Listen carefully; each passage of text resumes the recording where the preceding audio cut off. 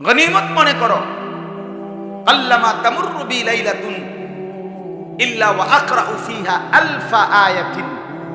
তিনি বলেন আমি যৌবনকালে উনার জীবনী বলছে, দেখো যুবক, আমি উৎসাহের জন্য তোমাদেরকে বলি, আমার যৌবনকালে আমি এমন বহু রাত গেছে যেই রাতে এক দাঁড়ানোতে এক রাকাতে 1000 আয়াত কোরআনুল কারীমের একসাথে তেলাওয়াত করছি। যৌবনকে কদর করো। যৌবনে যদি চাও সারা রাত জেগে থাকতে পারবা, যৌবনকালে চাইলে সারা রাত বন্দিগি করতে পারবা, যৌবনে চাইলে সারা দিন বন্দিগি করতে পারবা, যৌবনে চাইলে আল্লাহকে রাজি খুশি করে আল্লাহর আরশের নিচে ছায়া নিয়ে নিতে পারবা।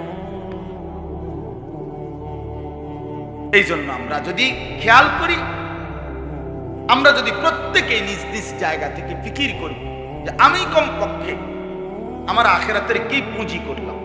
আল মালু ওয়াল বানুনু জিনাতুল হায়াতিদ দুনিয়া। আল্লাহ তাআলা কোরআনে বলেন, বান্দা শুনো, তোমার সম্পদ এবং তোমার বংশধর এরা শুধুই কেবল দুনিয়ার কিছুক্ষণের সৌন্দর্য, জিনাত, দুনিয়ার ফুল, এগুলো ফুলের মতো। তোমার স্ত্রী, সন্তান, তোমার অর্থ সম্পদ, এগুলা ফুলের মতো। ওয়াল বাকিয়াতুস সালিহাত খায়রুন ইনদা রাব্বিকা সাওয়াবান ওয়া খায়রুন আমালা। আল্লাহ বলেন, আর আল্লাহর কাছ থেকে যদি কোনো কিছু পেতে চাও, বিনিময়, সওয়াব, প্রতিদান, নেকি, বিনিময়, তো আল্লাহ বলে তাহলে বান্দা এই মাল এবং সন্তানাদি নয়, বরং as-সালিহাত, নেক আমল তুমি জমা করো, তো সেটাই তুমি তোমার আল্লাহর কাছে কবর, হাসর, আখিরাতে আল্লাহর হাত থেকে তুমি সরাসরি ফেরত পাই। আজকের এই সেজদা আমি যেন আমার মালিকের হাতে জমা,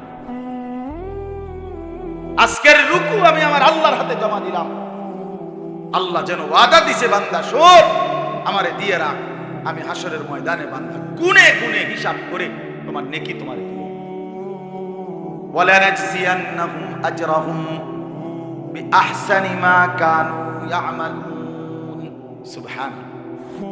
আল্লাহ বলে, বান্দা তোমার প্রতিটা ঈমান, নেক আমল আমি আল্লাহ ওয়াদা দিলাম, হাসরের ময়দানে আমি আল্লাহ তোমার প্রত্যেকটা আমলের সবচেয়ে সুন্দর উত্তম বিনিময় দেব। মজার কথা হইল, তাফসীরের মধ্যে আছে, আখিরাতে আল্লাহ তাআলা বান্দার আমলের বিনিময় যখন দিবে, নেক আমলের বিনিময়, তখন প্রতিটা নেক আমলের মধ্যে যতটা করছে ওর মধ্যে যেটা সবচেয়ে সুন্দর হইছে ওইটার সমপরিমাণ সবগুলোরে বানাইয়া এরপরে আল্লাহ তাআলা নেকি দান। বুঝেন না? আপনারা কথাটা বুঝেন না, আমি বুঝাই। মনে করেন আমাদের দেশে আছে কাঠ মিস্ত্রিরা কয় কাঠের দোকানে যে ভাই 12.5 নিতে হইব। 12.5 বুঝেননি? কাঠের মাঝখানেরটারে কি কয়? সার। আর সাইডে দিয়ে যেটা থাকে এটারে কয় বার, মানে এটা একটু দুর্বল। তো 12.5 মিলাইয়া নিলে 2000, আর শুধু সার নিলে 3200। কথার কথা দাম। অর্থাৎ আপনি যদি দুটোটা মিলাইয়া নেন, আমাগো দেশে লাকসাম, নোয়াখালী দিকে অরে ঘরে নিতে হইব। অরে ঘরে মানে শুধু বড় মিল্লা। আপনি আলু নিবেন 2 মণ, একবারে বাছাই করা বড় আলুগুলো নিলে আপনি একদম। আর যদি মিলে নেন, মানে শুধু বড় মিলাইয়া নেন, তাইলে দাম আরো কমে আসবে।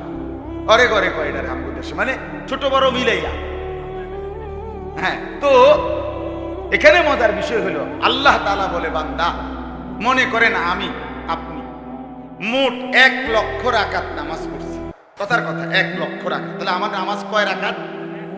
এই আল্লাহ তাআলা যখন নেকি দিবে, হাসরের ময়দানে পুরস্কার দিবে, ওফ সুবহানাল্লাহ, কি করবে আল্লাহ? এই 1 লক্ষ রাকাতের মধ্যে যেই রাকাতটা সবচেয়ে সুন্দর হইছে, আল্লাহ তাআলা এইটারে ধইরা এইটার সমান বাকিগুলোরও বানায় ফেলবে। ঘরে ঘরে না, সবটারে সার বানায়, সকলদের একরকম না। মানে প্রত্যেক ব্যক্তির, মনে করেন আমি রোজা রাখছি মোট 1000 দিন, তো এই 1000 দিন মানে মনে করেন আমি রোজা রাখছি 10 বছর, তো যেই দিনকার রোজাটা আমার সবচেয়ে পবিত্র, সুন্দর, আল্লাহর জন্য হইছে, এইটারে সামনে আইনা বাকি রোজা সব দিলে এইটার সমান বানাইয়া আল্লাহ নেকি বুঝছেননি কথাটা? অনেক সুখের বিষয়, অনেক মজার বিষয়। ওয়ালা নাজজিয়ান্নাহুম আজরাহুম বিআহসানি মা কানু ইয়ামালুন।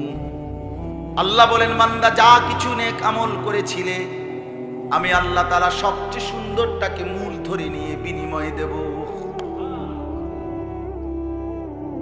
বিনিময় দেব। এজন্য বন্ধু আমার, হায়াত তো এমনিতেই চলেই যাবে, সুখে কিংবা দুঃখে, হাসি কিংবা আনন্দে। রাত তো ফুরিয়েই যাবে, প্রতিটা রাত ভোর হয়ে যায়, প্রতিটা দিন রাত হয়ে যায়। কিন্তু খোদার কসম বন্ধু, কবরের অন্ধকার যদি শুরু হয়, আখিরাতের কষ্ট যদি শুরু হয়, আর কোনোদিন শেষ হবে না। আজকের রাত যার বাসর রাত তারও তো ভোর হবে, আজকের রাত যার ফাঁসির রাত তারও তো ভোর হবে। সব রাত শেষ হয়ে যায়, রাত থেমে যায় না, দুনিয়া থামে না, দুনিয়া চলেই যায়, কিন্তু আখিরাত কোনোদিন শেষ হবে না। বুঝেন নাই? এখন যে মদের আড্ডায়, তার রাত ভোর হবে না আজকে। এখন যে সেজদা দিবে রাত্রে তাহাজ্জুদের মধ্যে, তার ভোর হবে না। এজন্য বন্দিগির রাতও শেষ হয়, নাফরমানির রাতও শেষ হয়, সুখের রাতও শেষ হয়, দুঃখের রাতও শেষ হয়, কিন্তু আখিরাত। ইন্নাল মুজরিমিনা ফি আযাবি জাহান্নাম খালিদুন। আল্লাহ বলে, নিশ্চয়ই পাপী নাফরমান জাহান্নামের আযাবের মধ্যেই থাকবে চিরস্থায়ী। লা ইউফাত্তারু আনহুম। আল্লাহ বলে, বান্দা জাহান্নামীকে 1 সেকেন্ডের জন্য জাহান্নামে কোনো বিরতি দেয়া হবে না, 1 সেকেন্ডের বিরতি মিলবে না। অহুম ফীহি মুবলিসুন। আল্লাহ বলেন, বান্দা জাহান্নামী জাহান্নামে অনন্তকালের জন্য বিষণ্ণ মলিন চেহারা হয়েই পড়ে থাকবে। লক্ষ কোটি বছরে কোনোদিন চেহারায় মুখে হাসি ফুটবে না। এজন্য দয়া করো, আবারও বলছি, বন্ধুদের খপ্পরে পড়ো না। সমবয়সী বন্ধু বরবাদ করে দেয়, সমবয়সী বন্ধু। ওই দেখো, ওই যে ওরা মাঝখান দিয়া আসে, ওই যে লাল শার্ট ভাই আপনার পিছনের ছেলেগুলোরে দেখেন, ওরা ওখানে না না এইখানে ওরা এনে গুলো এরা হেগো রসিকতা আছে। অসৎ বন্ধু আল্লাহর লাম, এটা মনে রাখবে। জীবনের সবচেয়ে বড় দুর্ভাগ্য এটা একটা, যার কপালে একটা ফালতু বন্ধু জুটছে, তার জীবনের সবচেয়ে বড় লানত, অভিশাপ। যে একটা ভালো মানুষ পায়, ভালো একটা সঙ্গী পায়, এমন একটা বন্ধু তার কপালে জুটছে যে তারে সারাক্ষণ অস্থিরতা, জিনা, ব্যভিচার, নারী, অসভ্য ছবি, মদ, জুয়া, নেশা, এটার দিকেই তার উৎসাহিত।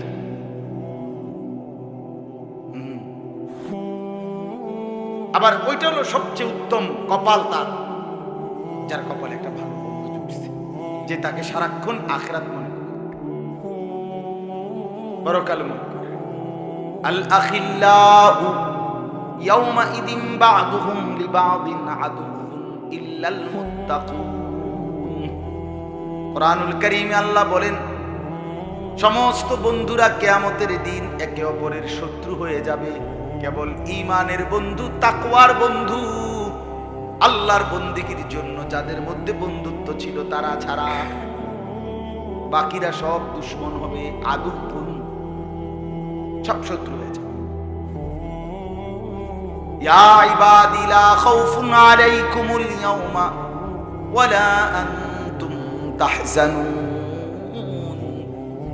আল্লাহ তখন ওই নেক কাজের বন্ধু যারা একে অপরকে আল্লাহর ইবাদতের জন্য, আখিরাতের জন্য উৎসাহিত করেছে, আল্লাহ তখন সেই বন্ধুদেরকে ডাক দিয়ে বলবে, তোমরা পরস্পর, তোমাদের কোনো চিন্তাও নাই, ভয়ও নাই। আশ্চর্য কথা হইল, আল্লাহ তাআলা বলেন, নেক কাজের বন্ধু যারা একজন আরেকজনকে নামাজের কথা বলছে, আখিরাতের কথা বলছে, কল্যাণের কথা বলছে, দাওয়াতের কথা বলছে, তাবলীগের কথা বলছে, তাজকিয়ার কথা বলছে, গুনাহ ছেড়ে দেওয়ার কথা বলছে, চরিত্রবান হওয়ার কথা বলছে। খোদার কসম আল্লাহ কোরআনে বলেন, আখিরাতে আল্লাহ তাআলা ওই দুই বন্ধুকে আল্লাহ ডাক দিয়ে বলবে, দুই বন্ধু একসাথে গলাগলি করে হাসতে হাসতে হাত ধরাধরি করে উদখুলুল জান্নাতা আনতুম ওয়া আজওয়াজুকুম, বন্ধুরা একে অপরে মিলে আমার জান্নাতে ঢুকে পড়ো।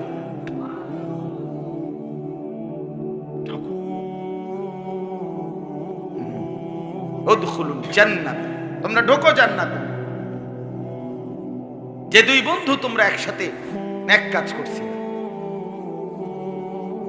আল্লাহর ইবাদত করছিলে, আখিরাতের কথা বলছি, এই বন্ধুত্ব কাজে আসে। আর অন্য বন্ধুত্ব কাজে আসবে। তোমরা ছেলেরা তোমাদের উপরে আল্লাহর দোহাই নষ্ট হইও না, শেষ কথা, নষ্ট হইও না। আজকে তোমাদের অধিকাংশ ছেলেদের অভিভাবক নাই, তোমাদের মা বাপ জানে না মানুষ কিভাবে গড়তে হয়, জানে না, জানেই না। না না, ওনারা জানে না। ওনাদের হিসাব হইল খাইয়া ফইরা কোন রকম দেশে থেকে পারক, বিদেশে যাইয়া পারক, টাকা রোজগার করতে পারলে উনি নিশ্চিন্ত। হালাল হারাম নিয়ে কোনো টেনশন না, টাকা কামাই করতে পারছে। এই জন্য ছেলে পেলেরা সে দেখে তার বাবার চলাফেরা, মায়ের চলাফেরা, সংসারের কেউ কারোর সাথে কোনো বন্ধন নাই, কার কি পরিকল্পনা কেউ জানে না। মার চিন্তা একরকম, বাবার চিন্তা একরকম, ভাইয়ের চিন্তা একরকম, বোনের চিন্তা আরেক রকম। এই জন্য ভাই, একজন ছেলেও যদি বুঝে থাকো তো আমার এক সার্থক, আমার উদ্দেশ্য কথাই বলা, আমরা নিজেকে বরবাদ না করি। ওয়ালা তুলকু বিআইদিকুম ইলা তাহলুকা, আল্লাহ তাআলা বলেন, বান্দা নিজেকে নিজে ধ্বংসের দিকে ঠেলে দিও না, বরবাদ করে দিও না। অতএব আমার কথা আপনাদের সবার কাছে, শেষ পর্যন্ত আপনি একাই। মনে রাখেন চাচারা, বাবারা, ভাইয়েরা, বন্ধুরা, বোনেরা, মায়েরা, ছেলেরা, চিন্তা করলে আমরা একাই। এই আজকের এই মানুষগুলো কেউ কারোর সাথে থাকবে না, থাকবে আমি একাই, আপনিও একা। শুধু কবরে একা না, দুনিয়া তো আসলে আমরা একা। কি প্রমাণ? এটা প্রমাণ হইল, আমি যদি অ্যাক্সিডেন্ট করি, আমার সাথে কেউ অ্যাক্সিডেন্ট অন্যরা করে না। গত কয়েকদিন আগে আমার জ্বর হয়েছে, তো আমার বাসায় অন্য কারো জ্বর হয় না। আমি মোটরসাইকেল অ্যাক্সিডেন্ট করছিলাম আরো 2 বছর আগে, আমার ডান পাওটা ভাঙে গেছে। তা আমি আমার বন্ধুর মোটরসাইকেলে বসা ছিলাম, আমি পিছনে বইয়া ছিলাম, আমি চালাইছিলাম। ভ্যান গাড়ি এসে আমার বাড়ি দিছে, আমার পায়ে বরাবর আমার পাওটা একদম ভেঙে গেছে। আমার পাও এটা এখনো বাঁকা। তো আমার বন্ধুর একটা সুতাও কিছু হয়েছে, তা আমি তো একাই আসি, আমার মুসিবতে আমি। আজ যদি আমার পেটে অসুখ হয়, তা আমি যাদের সাথে বন্ধু বান্ধব চলি তাদের সবার পেটে অসুখ হবে। আসলে আমি একাই। আমরা প্রত্যেকে কি, আমার ভালো আমি, আমার মন্দ আমি, আমার সুখ আমার মাঝে, আমার দুঃখ আমার মাঝে। তাহলে আমরা কবরেও একা, হাসরেও একা, আমরা বাস্তবিক অর্থে দুনিয়াতেও একা। হ্যাঁ, এই জন্য সবাই আলাদা আলাদা ভাবে, আলাদা আলাদা ভাবে প্রত্যেকের কাছে, বয়স্ক চাচা বাবা, আপনাদের কবর, নিজের আখিরাত বরবাদ কইরা, আল্লাহর দোহাই, নিজের কবর নষ্ট কইরা, নিজের পরকাল বরবাদ কইরা, সুদে ঘুষে কিস্তিতে লোনে ফত্তনে এই হারাম দিয়া আপনি ঘর সংসার চালাইয়া যাইয়েন না। ওরাও বরবাদ হবে, আমনও বরবাদ হবে। আমনও বরবাদ, হাতে ধরে শেষ হইলেন আর কি। অভাব তো শেষ করতে পারতেন না, নিজেরে বরবাদ করে। কিস্তি না, কিস্তির যদি বাপ হলন, তারপরও অভাব যাবে, অভাব যাবে। আমি রাতের 1:30 বাজে জিগাইছি দোয়ানদার, ভাই বেচা কিনা কত হয়? বলছে হুজুর ডেইলি 60-65 হাজার টাকা বেচা কিনা হয়। তো ভালো চা দোকানদার, শুধু চা বিস্কিট বেচে এই বাস স্টেশনের মধ্যে পাশে। একদিন রাতে এক মাহফিলের থেকে আসার পথে জিগাইছি, রাতের 1:30 বাজে। তাহলে ডেইলি বেচে বেলে ওটা 60-65 হাজার টাকা। কি বেচানিটা হয় তার দোকানে? সাংঘাতিক বেচা কিনা হয় না বাস স্টেশনের মধ্যে। কিন্তু জিগাইলাম, চাচা মনে কিছু নিয়েন না, অনেক রাত তো, একলা কিস্তি চলে কয়টা? হুজুরি ডিজিং এ শরম দিয়ে না। আমি না শরমের কি আমরা এত রাত কে শরম দেখারে কইবেন না কয় হুজুর আসলে কিস্তি 60টা চলে। কি চাচা তাহলে কিস্তি কেন শেষ হলো না? কিস্তি তো শেষ হলো না, কিস্তি শেষ হয় না। ওই আগের কথা, লোনা জলে কি হয় না, কথা বলেন না কেন? এই জন্য গুনাহের দ্বারা কি হয় না, অভাব। সুদ খাওয়া গুনাহ কিনা, কিস্তি নেওয়া গুনাহ কিনা, হারাম টাকা নেওয়া গুনাহ কিনা? তো গুনাহ দ্বারা কি হবে না, অভাব মিটবে। আল্লাহ তাআলা আমাদেরকে তৌফিক দান করেন। আল্লাহ আপনাদের সবাইকে ভালো রাখেন। আজকে যে ছেলেরা এই মাহফিলের আয়োজন করেছেন, আল্লাহ তাআলা সকলকে উত্তম বিনিময় দান করেন। আমরা আল্লাহকে মনে রাখি, রাসূলুল্লাহ সাল্লাল্লাহু আলাইহি ওয়াসাল্লামকে অনুসরণের মাধ্যমে ভালোবাসা দরকার, সুন্নাতের মাধ্যমে ভালোবাসা দরকার। আমি যে আয়াতটা পড়ছি এখানে আল্লাহ তাআলা এটাই বলছে, লাকাদ মান্নাল্লাহু আলাল মুমিনিনা ইদ বাআসা ফীহিম রাসূলাম মিন আনফুসিহিম। এই শুধু তরজমাটা শুনেন তাইলেই বুঝবেন। আল্লাহ তাআলা বলছে, হে মুমিন বান্দারা, আমি তোমাদের উপরে সবচেয়ে বড় যেই দয়াটা করেছি সেটা হলো আমার রাসূল, আমার বন্ধু তোমাদেরকে দিয়েছি। ভাত মাছ চাল ডাল, এই দুনিয়ার অর্থবিত্ত সম্পদ। আল্লাহ বলে, হে আমার ইমানদার বান্দা, এগুলো তোমার জন্য বড় নেয়ামত না, এটি আমি সবাইরই দিই।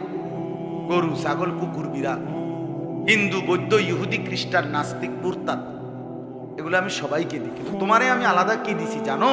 আমার রাসূল, আমার বন্ধু, আমার কলিজার টুকরা তোমারে দিয়ে দিছি।